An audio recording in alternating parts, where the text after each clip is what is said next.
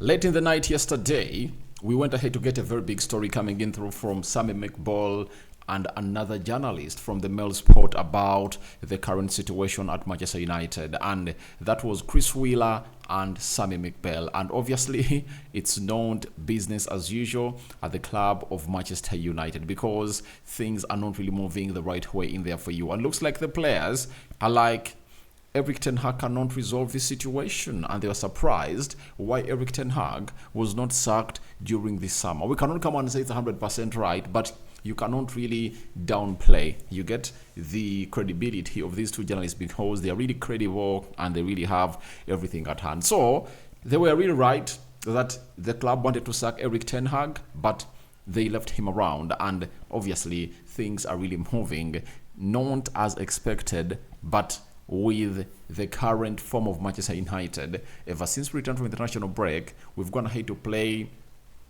3 Premier League games. We've won 1, drawn 1, and lost 1. And we've played 1 Carabao Cup game, we've won it, and we've drawn 1 game. Meaning that out of the 5 games that we've gone ahead to play, we've gone ahead to win 2, drawn 2, and lost 1. So that raises the dust, at the club of Manchester United. And that's why you are seeing all these stories being flaunted into your eyes. So smash the like button, comment, and share. If at all you're watching us for the very first time, endeavor to subscribe to this channel so as not to miss out on stories that we do upload in here on a daily. Rock and David is my name, and hope you guys are really having fun. And I tell you what, it's really gonna be a long week for Erik Ten Hag. The only way he can get out of this news that he's gonna be sacked is if at all he beats FC Porto and beats Aston Villa. If he gets 6 points out of these 2 games, I tell you, he's not gonna be under this pressure. But the moment he fails to obviously do the needful, all will be gone and done and dusted for him. So 200 likes much on this video, and don't forget to subscribe to see that everything really comes to where we deserve it to be. Now, the Mail have come out and told us that Ten Hag still has the support of the dressing room, but there is growing feeling among the players that he cannot stop the rot and change is inevitable. Now, this is where I don't really get it right when they say he cannot control the rot. I'm like, who is really responsible for this rot, However much Ten Hag is to blame, but people have to understand that even the players are really to blame. The players of Manchester United are also to blame. You can't tell me that Ten Hag is a rotten manager because very many managers have come here and really failed. David Moyes failed. We knew the reasons, and for him we are like, all right, he was really naive about that job, and it was really a very huge, it was something ahead of his understanding, and he couldn't manage those stars. Remember, Ferguson left Rio Ferdinand in the manager village, Patrice Evra.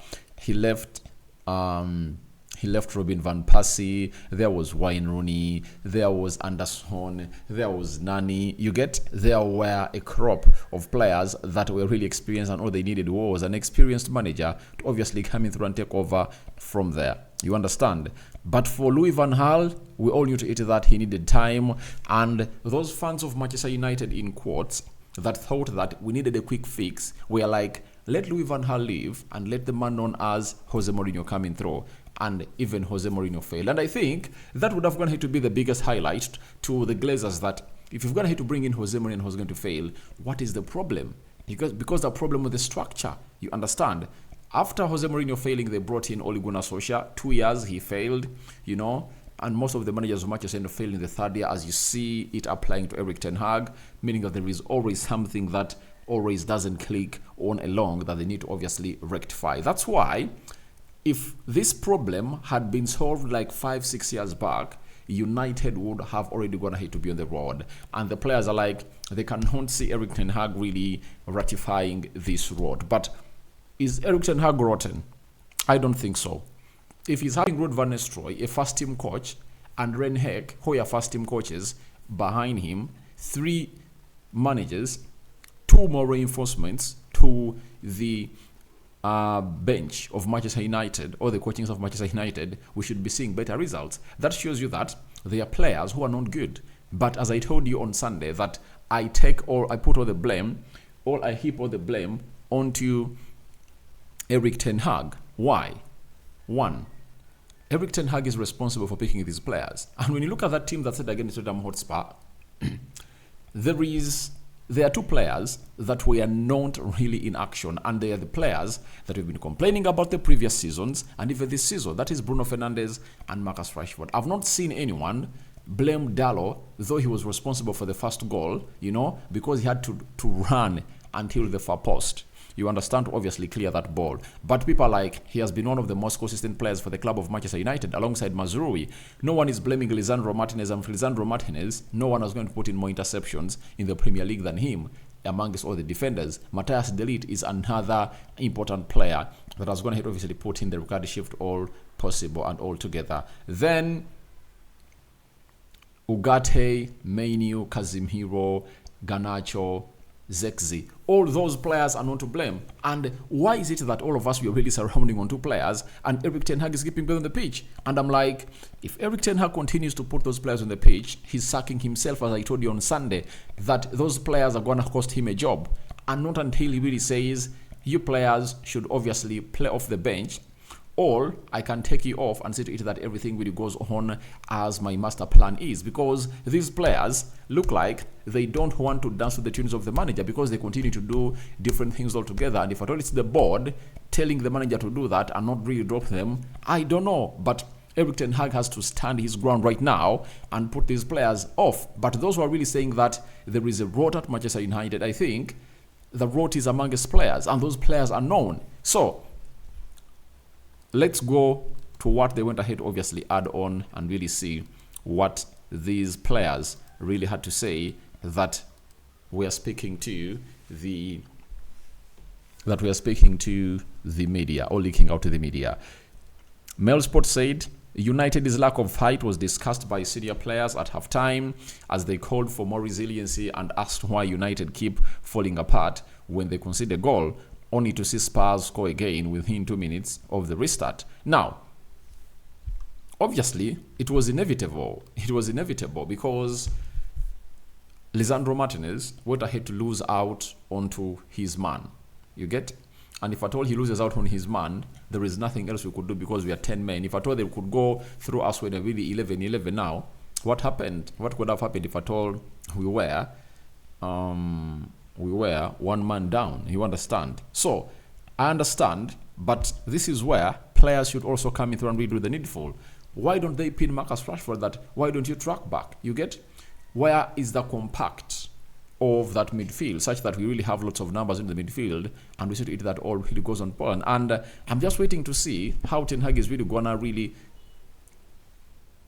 pattern those players when you're playing against FC Porto, because Stadio Rodrigao is a very huge stadium and they really have some quality players like Fabio Vieira's of this world who can come in through and obviously create lots of moments into the mix. So I'm like, the players were right, but they need to take responsible, because I believe Ten Hag knows it that we need to play a compact game. But we all know to it that his game plan was like, let's let Garnacho and Rashford be onto the center half, wide, such that when we press and we'll get that ball, we do those line breaking passes. But all was not working well. You understand? So we are waiting to see how things are really going to pan out for Erik Ten Hag.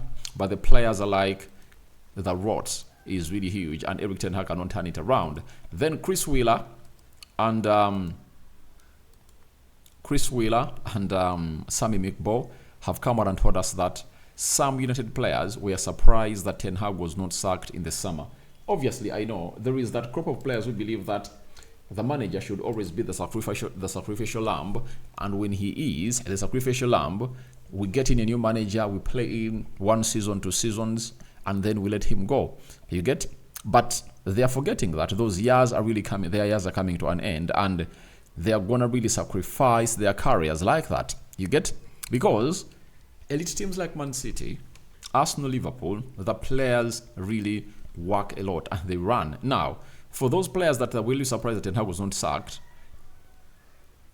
they are so much laid back in the past. But if you know exactly what this is all about, Erik Ten Hag is really gonna be doing the needful to see to it that everything really comes to pass, and a lot is really gonna be given, the best of the best, and nothing is really gonna be stopped. So as it stands, all those players that think Ten Hag should have gone ahead to be sacked in the summer, I think they, as those players that were not given enough playing time. I know all players that Erik Ten Hag had fallen apart with. You get? So, but I think he has 2 games to really save himself. And I know those players are really saying that I've been venting for some long time, but I think this time round, Ineos is here to stay, and they are doing things differently. They are not really doing things like how the Glazers have gone ahead to be doing these things. So that is it. And they went ahead to obviously sum it up with the following: that players expect Erik Ten Hag to be sacked. Although he still has the support of the dressing room, there is growing feeling among the players that he cannot stop the rot. Now, it's really bad that you're really getting such leaks from the dressing room, and who is leaking this, that players are expecting him to be really sacked. But look at the sequence of how the English media tries to do the needful, and they note to it that Erik Ten Hag is really in a tight position at Manchester United, and pressure is really accumulating. They host Graham Potter, an English manager who is jobless, on the Monday Night Football. He says what he says, and after saying what he says, this happens. And they brought him after we lost to Tottenham Hotspur, and they tell you that they are like showing Ineos that you're really having a good manager here. And remember, he worked with Dan Ashworth at Brighton, and he has come out and really said things about Dan Ashworth. And though they're not good for Ten Hag outers and they are good for Ten Hag inners, I think it is something that they're really doing to really gaslight, you get, and obviously put in the spot that there is an English manager who can take over that project, not knowing that the same manager went ahead to fail at Chelsea, you get, and they're like trading him. You remember they did it when Ole Gunnar Solskjaer was going to be sacked, and they started hosting Poch. When things were going wrong, they really got in there, made Poch onto the Monday Night Football, and from nowhere, PSG went ahead to sack, I think it was it Unai Emery, who was their manager by then, and they got this guy in, and when they brought him in, he took that job. But if they hadn't gone ahead, obviously, get him to PSG, he would have gone ahead to be the manager of Manchester United after the guy was sacked, and that was Ole Gunnar Solskjaer. So I understand all what is really happening in here, but I tell you, Ten Hag has 2 games. I've gone ahead to see people say that, Rokan, you don't want Erik Ten Hag to be sacked. I told you that he sacked himself. The moment he sticks with Bruno Fernandes and Marcus Rashford, he is sacking himself, because these players are not gonna come good. That is it. They are not gonna come good, you know, and they should be playing off the bench to it that they've gone ahead to lose their place, and they have to fight to get back into the team, like the likes of Mikel Arteta do, like the likes of Man City do, like Pep Guardiola. He's benching Phil Foden, their best player last season, and he's playing off the bench. You understand? So you have to obviously continue doing. Sorry about that. You have to continue doing the due diligence to see that everything really moves on as planned, and nothing is really going to stop the revolution at Manchester United taking place no sooner Ineos came in through. So I call upon for your reactions into the comment section below. Man United players think sacking Erik Ten Hag is inevitable. What are your thoughts about it? You know, I don't want to pile with the blame on Erik Ten Hag, because even the players have to do a lot, but they're thinking that he should be sacked and he cannot turn this around. I sign out for now. See you later. First video of the day, and I think I'm returning with, I think, should it be the match preview? I think should be coming up the match preview later in the evening. Bye-bye.